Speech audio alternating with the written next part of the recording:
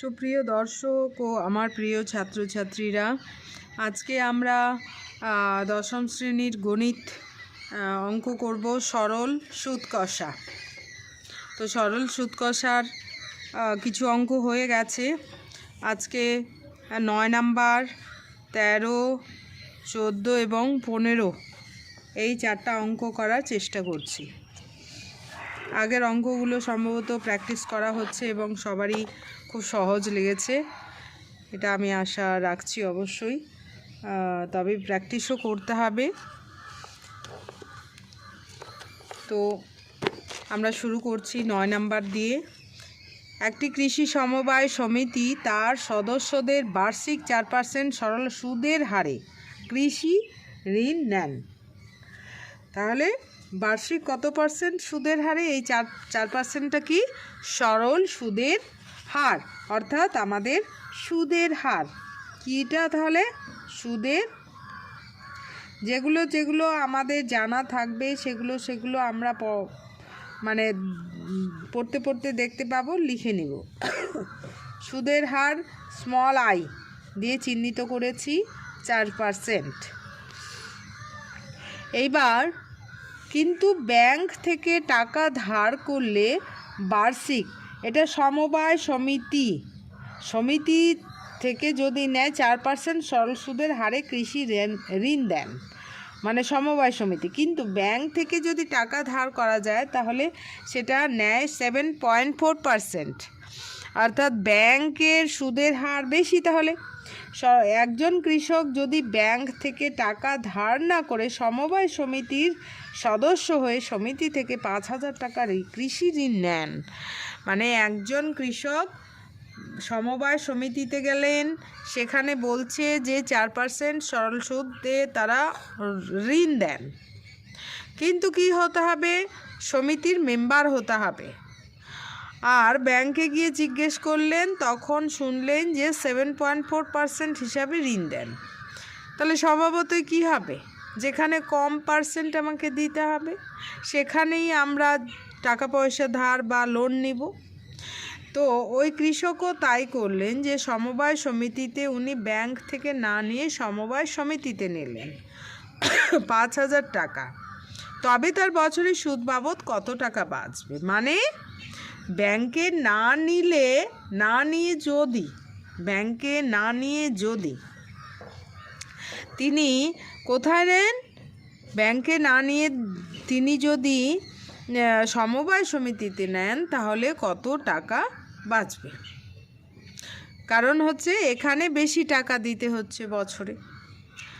তো 1 বছরেরই যেহেতু, আর অন্য কিছু বলেনি কত বছর, 1 বছর হিসাবেই, তবে তার বছরে 1 বছরে। তাহলে সুদের হার এটা কি? সমবায় সমিতির ক্ষেত্রে সমবায় সমিতির একবারও আমরা একটা করতে পারি, কিন্তু সেটা করছি না। আমরা এখানে কি করব? সমবায় সমিতির ক্ষেত্রে আমরা বের করে নিব যে কত টাকা সুদ বাবদ, সুদ কত বছরে তাকে 5,000 টাকার জন্য কত টাকা সুদ দিতে হবে, আর ব্যাংকে নিলে তাকে কত দিতে হতো। তাহলে ব্যাংকে নিলে যদি মনে 2,000 টাকা সুদ হয়, আর সমবায় সমিতিতে 1,500 হবে হয়তো। তো সেটা আমরা ক্যালকুলেশন করে দেখব কত হচ্ছে। তাহলে সুদের হার I=4%। সময় কত? কারণ বছরে কথাটা বলেছে, অর্থাৎ দুটার ক্ষেত্রেই T=1, 1 বছর। আর কি দেওয়া আছে? 5,000টা কি? আসল, অর্থাৎ এইটাই হচ্ছে তিনি ব্যাংক থেকে সমবায় সমিতি থেকে ঋণ নিয়েছিলেন। এইটা ব্যাংকেও নিতে পারতেন, তো ব্যাংকে নেননি।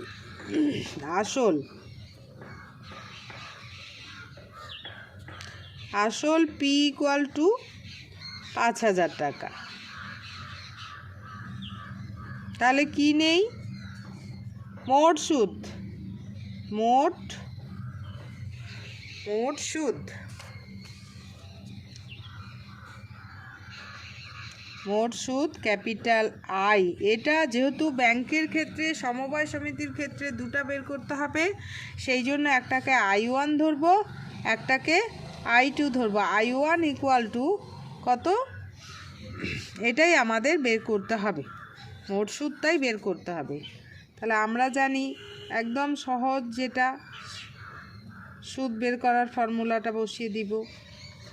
আমরা জানি I1 অর্থাৎ আই, এটা সিম্বল কেন দিলাম, যেহেতু সমিতির ক্ষেত্রেও বার করতে হবে মোট সুদ, আবার ব্যাংকের ক্ষেত্রেও বের করতে হবে, সেই জন্য এটার নাম দিলাম I1 ইকুয়াল টু PTI/100।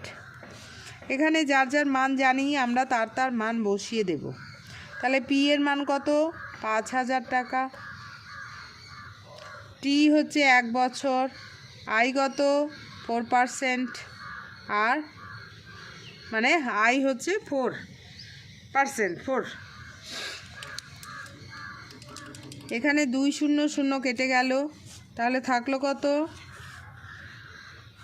4 5 20, অর্থাৎ 200 টাকা।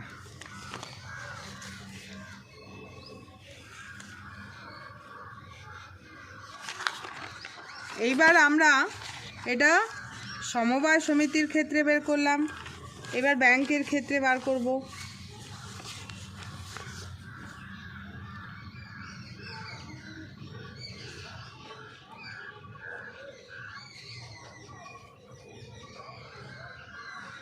ব্যাংকের ক্ষেত্রে ব্যাংকের ক্ষেত্রে সুদের হার কত,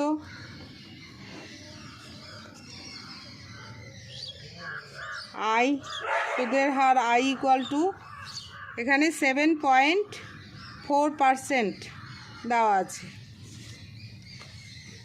আসল কত, ওই 5000 টাকাই আসল, পি ইকুয়াল টু 5000 টাকা, এবং সময় কত, সময় টি ইকুয়াল টু 1 বছর।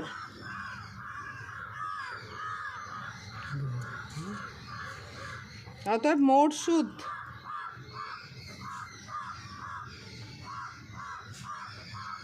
সুদ ক্যাপিটাল I2 প্রশ্নবোধক চিহ্ন। আমরা জানি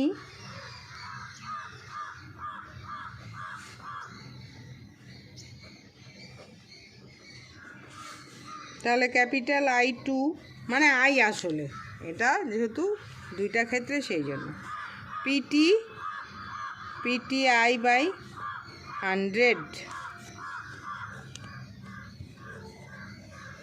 তাহলে পি কত, 5000 টাকা, টি হচ্ছে 1 বছর, আই কত 7.4/100। এবার দশমিক তুলে নিতে হবে, 1 0, 2 0 2 0 কেটে গেল, 0 0 কেটে গেল, তাহলে কত থাকলো, 5 4 20, 5 7 35, 35 36 37, 5 4 20, 5 7 35 36 37, এত টাকা লিখতে পারি, অসুবিধে নেই, না লিখলেও হবে এখানে টাকা। তাহলে ব্যাংকে যদি রাখতো, ব্যাংক থেকে যদি ঋণ নিত, তাহলে 370 টাকা দিতে হতো সুদ বাবদ, আর সমবায় সমিতি থেকে নেওয়ার জন্য সুদ বাবদ কত দিতে হচ্ছে, 200 টাকা। তাহলে তার টাকা বাঁচলো না বেশি গেল, 200 টাকা দিলেই ওর শোধ হয়ে যাবে, মানে ইন্টারেস্ট দেওয়া হয়ে গেল সমবায় সমিতিতে। আর সেই টাকাটাই যদি ব্যাংক থেকে নিত, তাহলে 370 টাকা দিতে হতো, তাহলে কত টাকা বাঁচলো, আমার এক জায়গায় 10 টাকা দিতে হচ্ছে। একই পেনের দাম 2 দোকানে 2 রকম, এক দোকানে 10 টাকা, ওই একই পেন আমি আরেক দোকানে কত টাকায় পাচ্ছি? 8 টাকায় পাচ্ছি। তাহলে আমি কোন দোকানে যাব? যে দোকানে কমে পাবো সেই দোকানেই যাব। তাহলে এই কৃষকও তাই করেছেন, সমবায় সমিতি থেকে নিয়েছেন। তাহলে তার কত টাকা? আমি 10 টাকার পেনটা যে দোকানে 10 টাকা সেখানে না নিয়ে আমি 8 টাকা যেখানে সেখানে নিলাম। তাহলে যে দোকানে 10 টাকা সেখানে যদি নিতাম তাহলে আমাকে আরও 2 টাকা বেশি লাগতো। তাহলে সেটাই তো আমার বাঁচলো না, আমার পকেটেই থাকলো।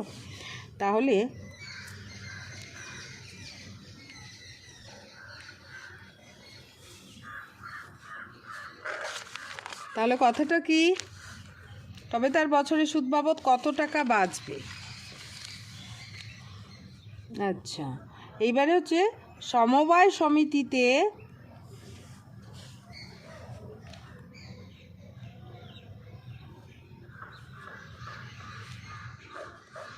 সুদ বাবদ কৃষকের বাঁচবে কত টাকা? 370 বিয়োগ 200 টাকা, তাই তো? তাহলে প্রায় ডাবল, 170 টাকা বাঁচবে। 170 টাকা বাঁচবে। তাহলে উত্তরে কি লিখবে? উত্তর কিন্তু লিখতে হবে তবে তার বছরে সুদ বাবদ, তবে তার বছরে সুদ বাবদ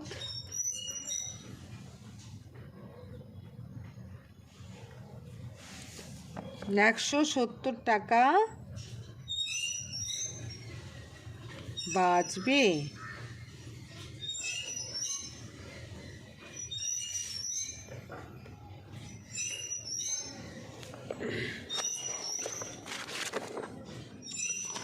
তাহলে বোঝা গেল পরের অঙ্কটা। এবারে কত নাম্বার অঙ্ক?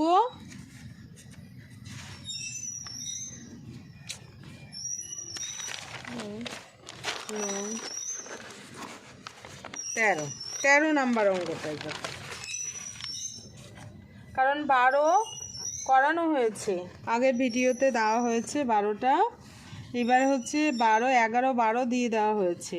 13 নাম্বারটা, কোনো মূলধন একই বার্ষিক শতকরা সরল সুদের হারে 7 বছরে সুদে আসলে 7,100 টাকা এবং 4 বছরে সুদে আসলে 6,200 টাকা হলে মূলধন ও বার্ষিক শতকরা সরল সুদের হার নির্ণয় করো।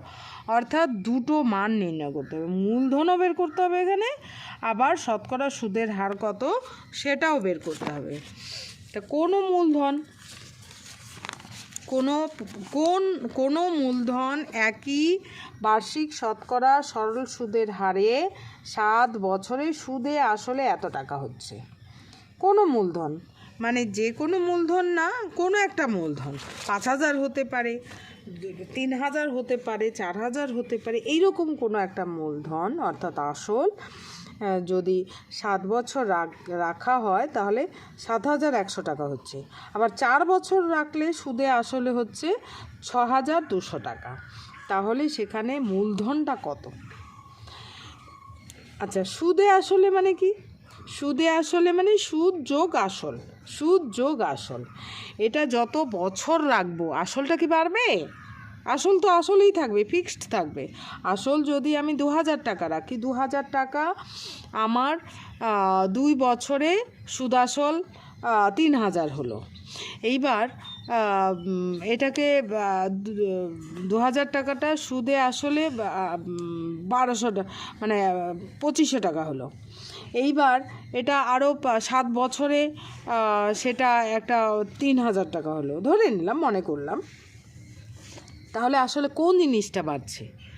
আসলটা কি বাড়ছে? আসলটা বাড়ছে না, সুদটা বাড়ছে।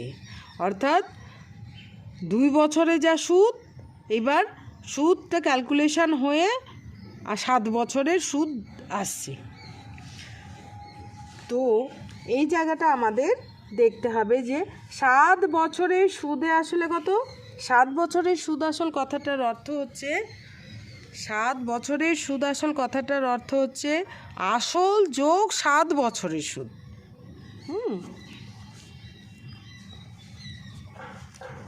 আসল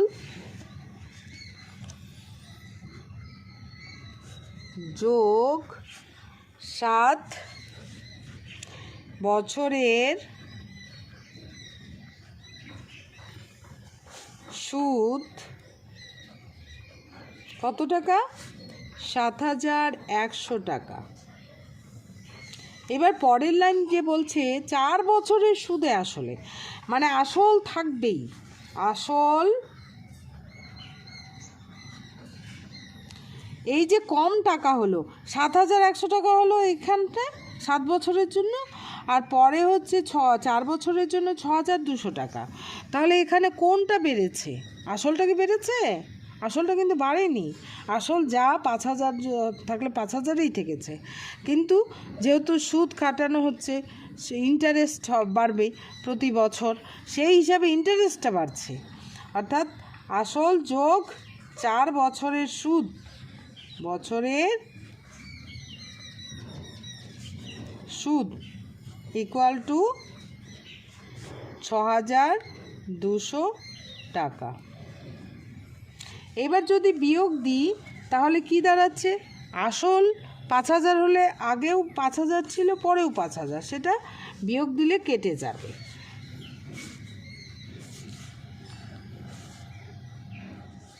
তাহলে আসল কেটে গেল।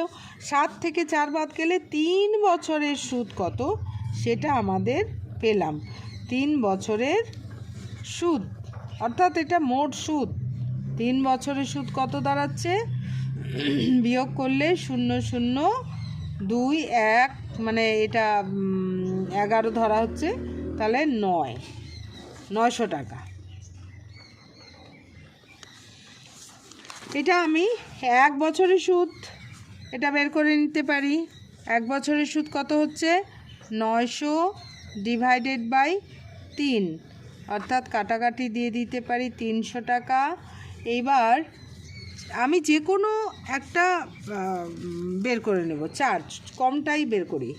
4 বছরের সুদ কত হচ্ছে? 3,000 ইন্টু 4, অর্থাৎ 4 3 1200 টাকা। এটা কেন বের করলাম? ওই যে 4 বছরের সুদ আসল, 4 বছরের সুদ আসলের মধ্যে এই সুদটা যদি আমি বিয়োগ দিয়ে দিই তাহলে কি পাবো? তাহলে আমরা 4 বছরের সুদ থেকে সুদ আসল 6,200 টাকা, 4 বছরের সুদ যোগ আসল 6,200 টাকা, তার থেকে যদি 4 বছরের সুদটা বিয়োগ দিয়ে দিই তাহলে আমরা কিন্তু আসলটা পেয়ে যাচ্ছি। অতএব আসল ইকুয়াল টু, আমরা কি করে বের করব? আসল ইকুয়াল টু 4 বছরের সুদ আসল বিয়োগ, কথাটা আমি লিখে দিচ্ছি, এটা 4 বছরের, এটা লেখার দরকার নেই। 4 বছরের সুদ আসল বিয়োগ 4 বছরের সুদ, 4 বছরের সুদ ইকুয়াল টু 4 বছরের সুদ আসল থেকে, অর্থাৎ 6,200 টাকা বিয়োগ 1,200 টাকা ইকুয়াল টু 5,000 টাকা। এই আসলে লোকটা কত, মূলধনটা কত ছিল? 5,000 টাকা। আসল হচ্ছে 5,000 টাকা। তাহলে আমাদের আসল বের করতে বলেছিল, মূলধন ও বার্ষিক শতকরা সরল সুদের হার কত। এইবার হচ্ছে আমাদের সরল সুদের হার বের করতে হবে। তাহলে সরল সুদের হার মানে স্মল আই, সরল সুদের হার মানে স্মল আই। তাহলে আসল কত দ্বিতীয় ক্ষেত্রে, অর্থাৎ দ্বিতীয় ক্ষেত্রে মানে দ্বিতীয় পার্টটার জন্য।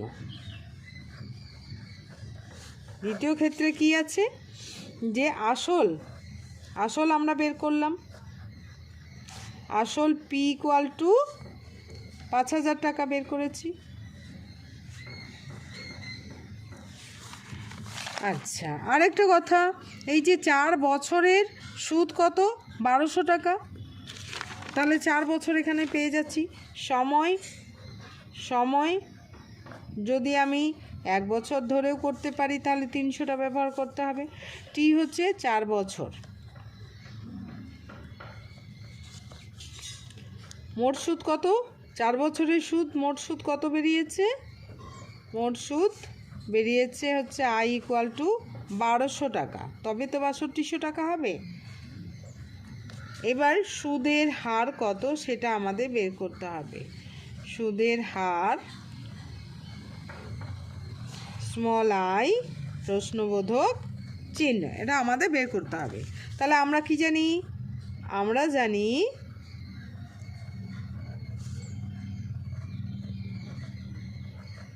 আমি এই দ্বিতীয় ক্ষেত্র কেন লিখলাম, তাহলে পার্ট করলে মাথার মধ্যে বেশি ক্যাচ করবে যে এই পার্টের জন্যই আমি এটা করছি। আর এই অংশটা যদি না থাকতো, সুদের হার না নির্ণয় করতে বলতো, তাহলে করতে হতো না। আমরা জানি কি করব, যেহেতু স্মল আই বের করতে বলছে, আই ইকুয়াল টু, আমরা ফর্মুলাটা কি জানি? আই ইকুয়াল টু, এই যে I equal to PTI by 100, এই ফর্মুলাটা। কিন্তু স্মল আই বের করতে বলছে, সেই জন্য আমরা লিখব PTI by 100 equal to capital I. এবারে হচ্ছে PTI equal to I into 100। और এবার পি এর মান বসিয়ে দিই। পি এর মান 5000, টির মান কত? 4 বছর। আই বের করতে হবে, ক্যাপিটাল আই হচ্ছে 1200 টাকা ইন্টু 100। এবার স্মল আই ইকুয়াল টু, একটু গ্যাপে লিখব, 1200, যে এইদিকেরটা এইদিকেই থাকবে, 100 ডিভাইডেড বাই 5000 ইন্টু 4। এবার 0 0 কাটি, এই দুটো শূন্য কেটে গেল।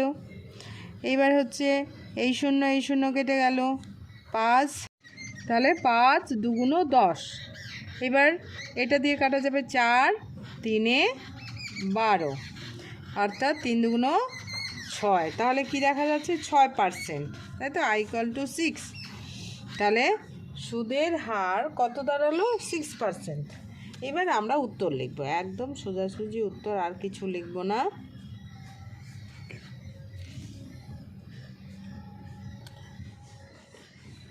উত্তরটা কি হবে? তাহলে মূলধন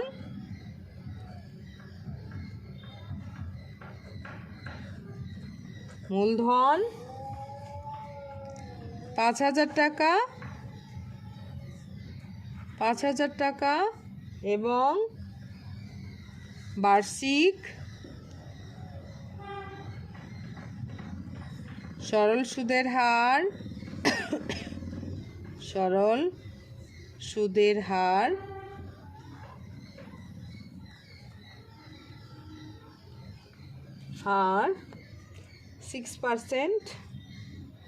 6%।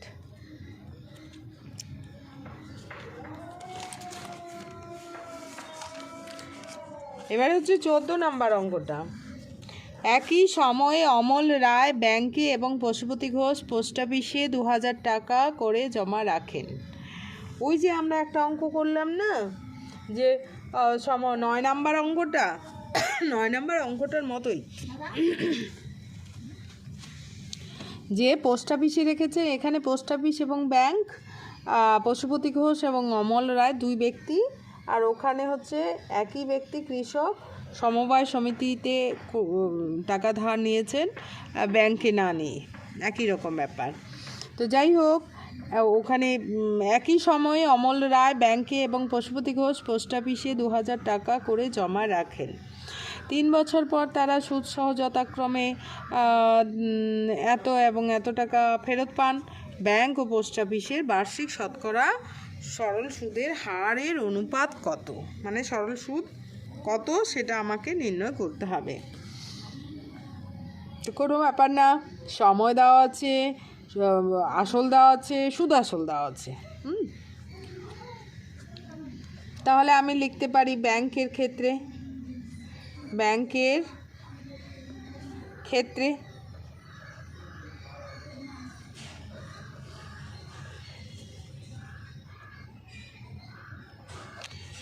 ক্ষেত্রে কি প্রথমটা ব্যাংকের ক্ষেত্রে অমল রায় নিয়েছিল ব্যাংকে 2000 টাকা। ব্যাংকের ক্ষেত্রেও আসল, একদম ইজি অঙ্ক।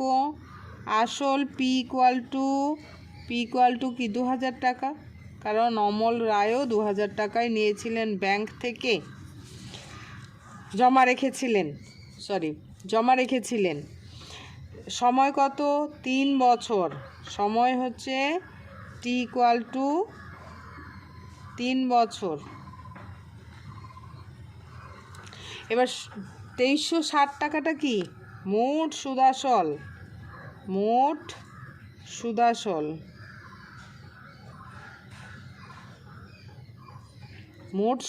হচ্ছে 2360 টাকা। তাহলে এই মোট সুদাসল মানে সুদও আছে আসলও আছে, আসল বিয়োগ দিলে কি পাওয়া যাবে? সুদটা পেয়ে যাব আমরা। অতএব মোট সুদাসল থেকে আসল বিয়োগ দিলে সুদ পাবো। মোট সুদ ক্যাপিটাল I1 দিলাম, চিহ্নিত করলাম। I1 ইকুয়াল টু মোট সুদ I1 ইকুয়াল টু 2360 টাকা থেকে 2000 টাকা বিয়োগ দিলেই পাবো। ব্র্যাকেট অবশ্যই ইউজ করব, না হলে ইয়েটা করা যাবে না। তাহলে 360 টাকা। এবারে হচ্ছে সুদের হার আমাদের নির্ণয় করতে হবে। তো সুদের হার ছোট হাতের আই ধরে দ্বারা চিহ্নিত করা হয়। তো এখানে স্মল I1 ইকুয়াল টু প্রশ্নবোধক চিহ্ন আমাদের বের করতে হবে। তাহলে আমরা জানি কি, তাহলে সুদের হার স্মল I1 আমাদের বের করতে হবে, সুদের হার। সেই জন্য এটা যেহেতু ব্যাংকের ক্ষেত্রে, সেই জন্য I1 দ্বারা আমি চিহ্নিত করলাম। তো এরপর হচ্ছে আমরা জানি, যেহেতু আমরা সুদের হার বের করব, সেই জন্য আমাদের লিখতে হবে PT I1 by 100 equal to capital I1, অর্থাৎ ফর্মুলাটা হচ্ছে PTI by 100 equal to I। এখানে আমরা নাম ধরেছি I1 আর। এইবারে পি এর মান কত? 2000 টাকা। 2000 টি হচ্ছে 3 বছর।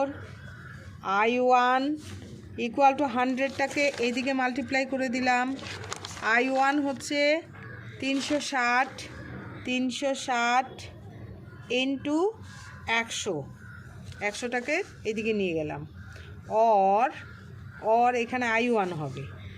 I1 equal to 360 into 100 divided by, এটা নিচে চলে যাবে, 2000 ইন্টু 3। তাহলে 0 কেটে গেল, এই শূন্য কাটলো। এবারে 3 একে 3, 3 দুগুণ 6। এবার 2 দিয়ে 2 6 12, অর্থাৎ I1 equal two 6। I1 equal two 6, অর্থাৎ 6%। এইবারে হচ্ছে আরেকজন কোথায় নিয়েছিল? পোস্ট অফিস থেকে নিয়েছিল। তাহলে পোস্ট অফিসের ক্ষেত্রে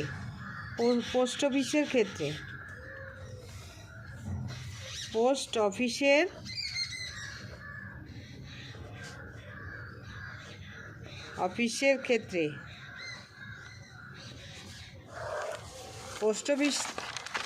অফিসেও কিন্তু যে নিয়েছিল পশুপতি ঘোষ 2000 টাকা 3 বছর পর, 3 বছর রেখেছিল। তাহলে আসল কত? এখানেও আসল একই টাকা, তারা দুজনেই নিয়েছিল। পি ইকুয়াল টু 2000 টাকা। সময় কত? 3 বছরের জন্য। সময় টি ইকুয়াল টু 3 বছর। মোট সুদ আসল কত হয়েছিল? মোট সুদ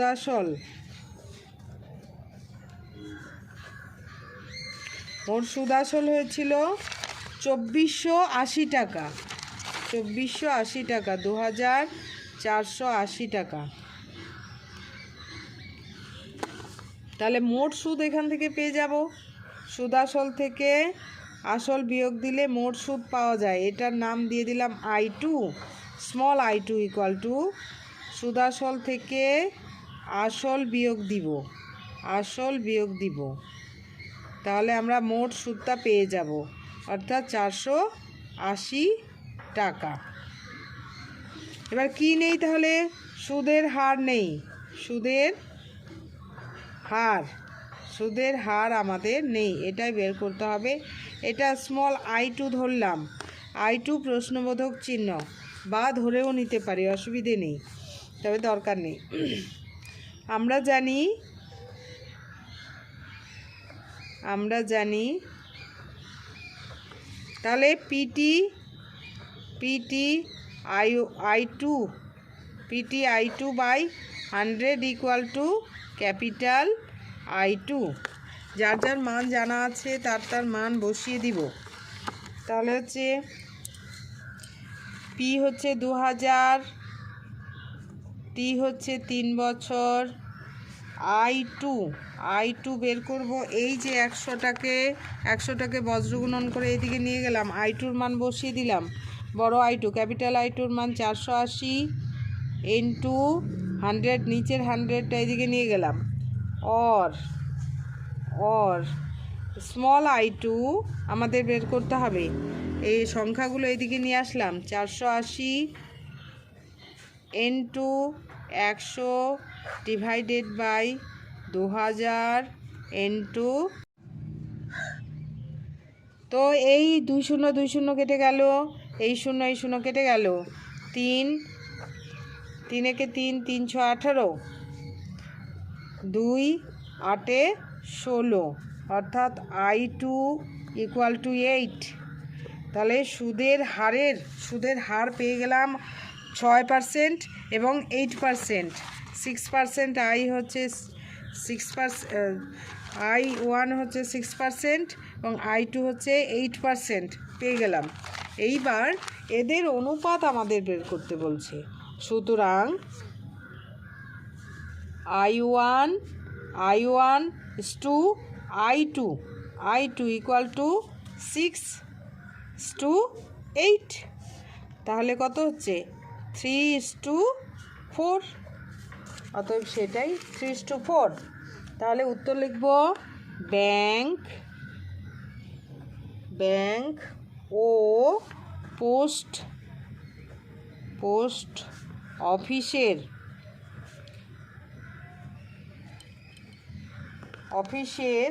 বার্ষিক শতকরা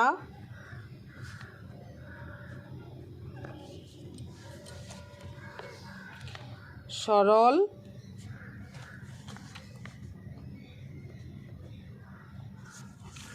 ব্যাংক ও পোস্ট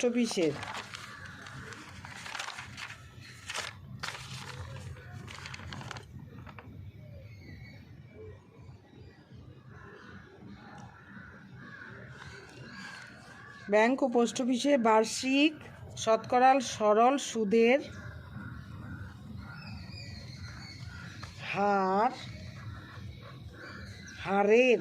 হারের অনুপাত